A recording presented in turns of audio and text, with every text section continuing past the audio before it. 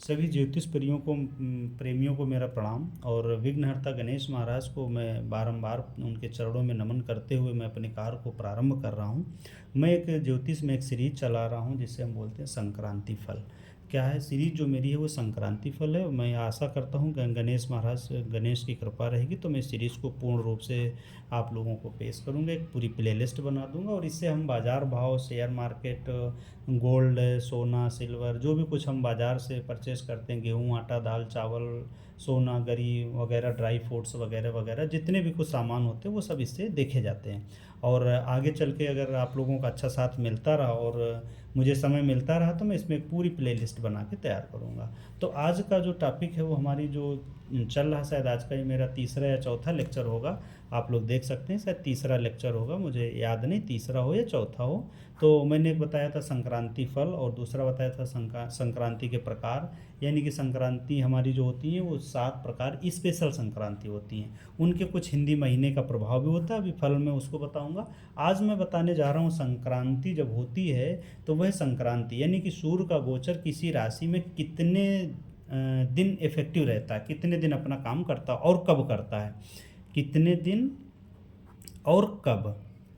जैसे एक राशि में सबको पता है 30 डिग्री होती है, ठीक है। सूर्य का गोचर मान लेते हैं मेष राशि में गया, तो मेष राशि में सूर्य का गोचर क्या पूरी राशि में अपना फल देगा या किसी विशेष पर्टिकुलर जगह पर फल देगा। तो आज इस विषय में मैं अपना चर्चा करने का प्रयास कर रहा हूँ। तो देखिए मेष राशि में जब सूर्य जाएगा, गोचर करेगा, तो सूर्य की जो संक्रांति मेष राशि में होगी, तो जब मध्य के 10 डिग्री में सूर्य होगा यहाँ पर फल अपना देगा, ठीक है, मेष में। कहाँ? मेष में। अब इसी तरह से वृष राशि में, वृषभ राशि में, जब वृषभ राशि में सूर्य का गोचर होगा, चूँकि हर राशि में 3 नक्षत्र होते हैं, ठीक है, 3 नक्षत्र होते हैं।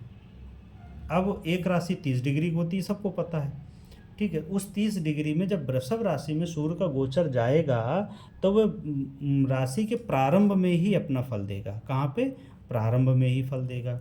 अब इधर से मेष से समझेंगे, मेष से चला था तो अब वृषभ की तरफ जा रहा है, तो यहाँ पे न देके आगे का फल वो प्रारंभ में ही देना प्रारंभ कर देता है। हो सकता है उसका सूर्य का नक्षत्र आता हो, इसलिए मैं फिर आगे चल के इन चीज़ों को बताऊंगा, अभी नहीं, अभी केवल मैं इतना ही बताना चाहूँगा कि कब फल देता है। तो आप इसको एज इट इज़ नोट कर लें। तीसरा क्या है? मिथुन राशि में। किसमें?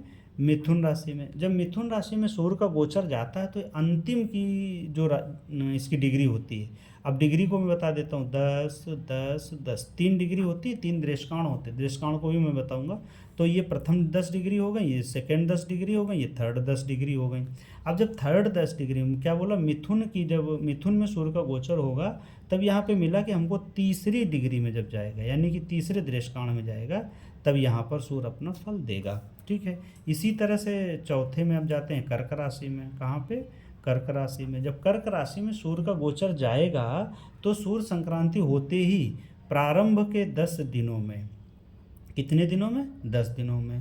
प्रारंभ के 10 दिनों में ही अपना प्रभाव देना प्रारंभ कर देता है, ठीक। यहाँ पे और सिंह राशि में अभी थोड़ी सी बात और करेंगे। सिंह राशि में जब सूर्य का गोचर करेगा तब आपको प्रारंभ के ही 10 दिनों में देगा फल। कहाँ पे देगा? प्रारंभ के 10 दिनों में।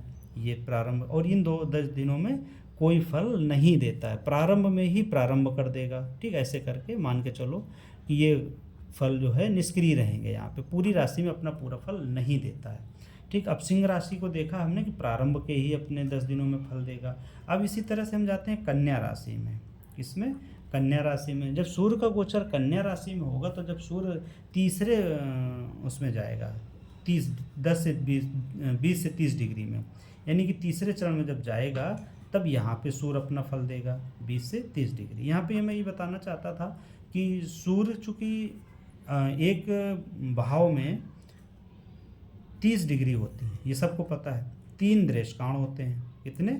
3 दृष्टांत होते हैं, एक 10 डिग्री का, एक 10 डिग्री का, एक 10 डिग्री का। अच्छा, सूर्य की कुछ ऐसी होती है कि एक दिन में एक ही डिग्री चलता है, तो 10 दिनों में 10 डिग्री चलेगा, बराबर। अगर 10 दिन चलेगा तो 10 डिग्री चलेगा, इसलिए इसमें डिग्री और दिन में कोई फ़र्क नहीं आता है। अब चाहे इसको दृष्टांत कह लो, चाहे दिन कह लो, चाहे दृष्टांत कह लो, चाहे दिन कह लो, इनको दिन की भी वही वो रहेगी और दृष्टांत भी वही रहेगा, क्योंकि दृष्टांत में भी फिक्स है।